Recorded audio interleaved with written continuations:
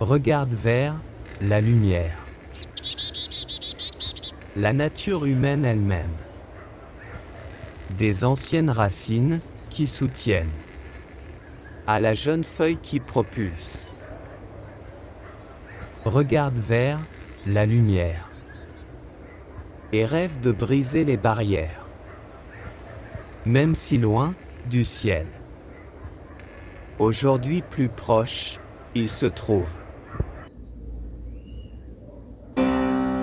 Le gouvernement réfléchit désormais à un confinement total de la population, seule solution pour freiner l'épidémie.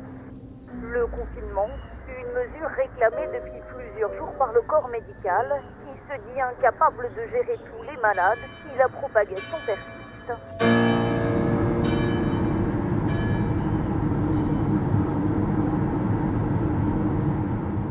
Même à l'approche du printemps en 2021, on pouvait voir fleurir les idées d'un hiver intense. L'éloignement lié à la pandémie de cette période confuse n'incitait pas seulement à la séparation physique, mais éloignait aussi les cœurs humains.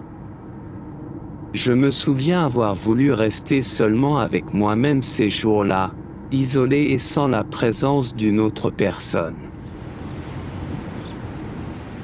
Et ainsi, presque sans le vouloir, j'ai fini par connaître deux Français. Un glorieux martyr et un écrivain reconnu.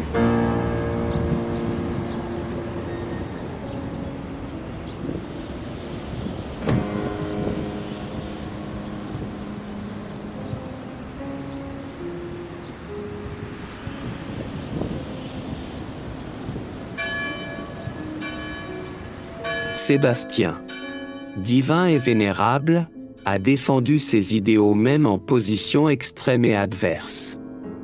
Comment un soldat a-t-il pu s'opposer aux principes romains, et en même temps remplir si bien sa fonction au point d'être nommé capitaine de l'armée ? Saint Sébastien a versé son sang et est mort pour témoigner de sa foi.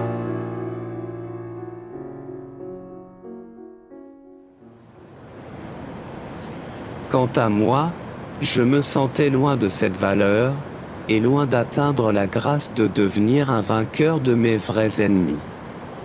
Je créais encore une infinité de choses dans ma propre tête qui ne servaient absolument à rien. De simples fantaisies. Moi, qui commençais tout juste à apprendre à imaginer. Un jour, quelques amis m'ont invité à nettoyer une maison. J'étais responsable de frotter les portes intérieures, et la jeune femme qui coordonnait tout m'a demandé si ce ne serait pas bien que toutes ces portes soient déjà propres. Bien sûr, et je répondis sans hésiter. Elle a répliqué en souriant, « Alors, nettoyons-les. L'imagination n'est pas de la fantaisie. C'est imaginer ce que l'on veut, et agir activement pour que cette graine pousse, fleurisse et porte des fruits. Mais pour pouvoir faire naître quelque chose doit aussi mourir. »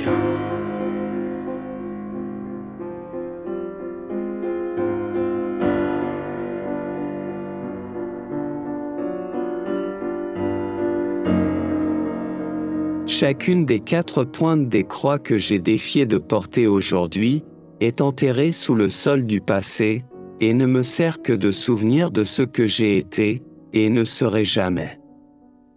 Des souvenirs des moments où il n'était pas possible de voir une solution pour vivre vraiment une vie qui valait la peine d'être vécue.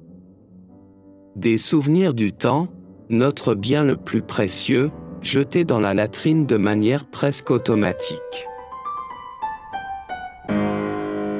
Ce n'est peut-être pas par hasard que l'énergie d'Exupéry flâne encore sans prétention dans ces rues. Il doit sans doute errer, cherchant un esprit prêt à comprendre comment qualifier les instants qui lui restent. Cherchant à trouver là un refuge pour l'intemporalité. C'est le temps que tu as perdu pour ta rose, qui l'a rendue si importante. On dit qu'il est venu par des actes de guerre, en survolant les mers, mais je crois vraiment qu'il rassemblait des gens d'un monde qui déjà à l'époque se faisait désert. Et il l'est toujours. Toute l'humanité a soif, bien que la majorité finisse avec la gorge sèche, simplement parce qu'elle ne peut pas voir la beauté du puits où jaillit l'eau la plus pure. Et alors, nous limitons à une mer de gens qui n'ont pas choisi le libre arbitre, mais qui choisissent chaque jour de ne pas boire de cette eau, et se noient en attendant d'être miraculeusement pêchés par des idées. Attendant d'être attrapés, dans un camp et pêche.